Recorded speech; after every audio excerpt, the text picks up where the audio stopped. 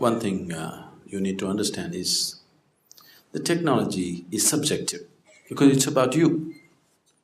You have known objective technologies, how to fix the car, how to fix the airplane, how to fix the aircraft, all these things. You can stay away from those things, look at them and fix them, they are different. But this is subjective technology, it's about you. So if you have to look at this, in some way you have to open up.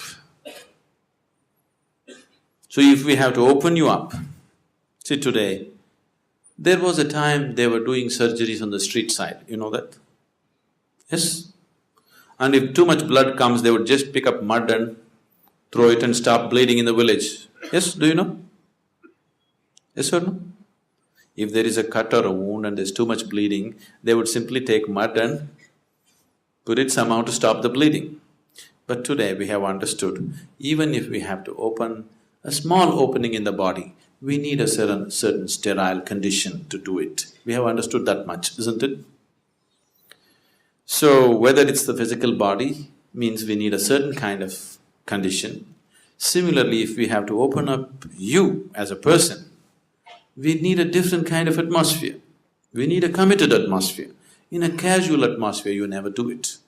Why today any thinking person, little people who consider themselves intelligent in the world have an allergy to anything spiritual is simply because of this, because spirituality has presented itself in such ridiculous ways. They're so pathetic. Isn't it so? There are all kinds of idiots on the planet. But the so-called religious and spiritual idiots take the cake anywhere in the world, isn't it so? Yes? This is simply because people started handling spirituality in uncommitted manner. Anywhere, everywhere, talking about it. On the street side, they're talking about Krishna and how he did this and Bhagavad Gita. It's just become ridiculous because you're not demanding a certain involvement and commitment from people. Just anywhere you're going on like a film song or a commercial thing. Now, slowly it has become so ridiculous, people have just dismissed the value of it, absolutely. Now it is only the ignorant and the uneducated who listen to Mahabharata and this one and that one. They're educated because they've already dismissed it as nonsense. Because it's happening in such ridiculous ways, it is not being presented properly, not creating the right kind of situation for it to grow, simply doing it anywhere. So subjective technology is never attempted in uncommitted atmospheres. It has to be done in a committed atmosphere. We want to just align these four wheels on which you carry your life. See, you may think and imagine many things about you. In your experience, the only four realities of your life is physical body, mind, emotion and energy that supports all this, isn't it so? Other things you imagine and you believe from your traditions and cultures, these are the only things which are in your living experience.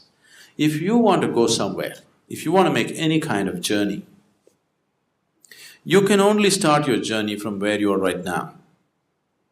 Wherever you want to go. You want to go to Mumbai Devi or to the moon, you can only start your journey from the seat in which you're sitting right now, isn't it so?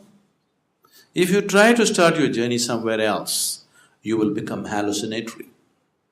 Most of the religion in the world, over 90% of the religion in the world has become hallucinatory because they're all trying to start from the third step to heaven, not from where they are. You must first realize what is the experiential reality of who you are. What is the next step and the next step and the next step. This is the only way you're genuinely going to go somewhere, otherwise you will become hallucinatory. This hallucinatory religion has brought some solace to you, but not found any liberation or freedom within you. Now you just believe everything is being taken care of for you by God, everything. But tomorrow morning, if something happens in your life that you do not like, suddenly you crack up, isn't it? Because it is so surface what you believe in. Life can crack you, it doesn't matter what kind of hallucinations you have. Life situations are capable of breaking you if they don't go right, isn't it? Now if you're a believer, if life is not happening your way, it must be definitely happening His way, isn't it? You must be even more happy. But that's not the reality of your life. You want the life to happen the way you want it. If you have any problem in your life right now, it is just this: life is not going the way you think it should go. Is there any other problem with your life? Is there any other problem with your life? This is the only problem that human beings have. Life is not going the way they think it should go. Isn't it so? If it is not going your way, it must be going the Creator's way, isn't it? You must be even more happy, but that's not the reality, because there are too many deceptions in the mind.